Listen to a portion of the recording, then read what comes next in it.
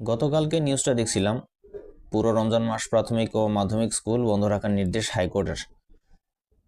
ডেটটা দেখেন, 15 ফেব্রুয়ারি 2026, গতকালকের আর কি।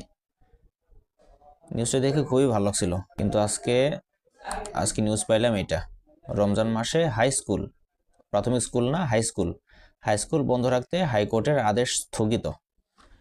এটা প্রায় সব নিউজ চ্যানেলেই দেখছি, একাত্তর টিভিতে রমজানে হাই স্কুল বন্ধ রাখার হাইকোর্টের আদেশ স্থগিত। এই যে আজকের তারিখ 16 ফেব্রুয়ারি 2026। এটা দেখে খুবই হতাশ হইলাম, খুবই আশাহত হইলাম। এটা আশা করিনি, কারণ রমজান মাসে স্কুল বন্ধ রাখা জরুরি। রমজান মাসে স্কুল বন্ধ রাখলে বা শিক্ষা প্রতিষ্ঠান বন্ধ থাকলে বাচ্চারা রোজা রাখতে পারে, রমজানের আদব কায়দা, নিয়মকানুন, স্পিরিচুয়ালিটি এগুলো প্র্যাকটিস করতে পারে। এটা ঠিক হয় নাই, এটা মোটেও ঠিক হয় নাই। সরকার উচিত বিষয়টার বিবেচনা করা এবং পুরো রমজান মাসে স্কুলগুলো বন্ধ রাখা।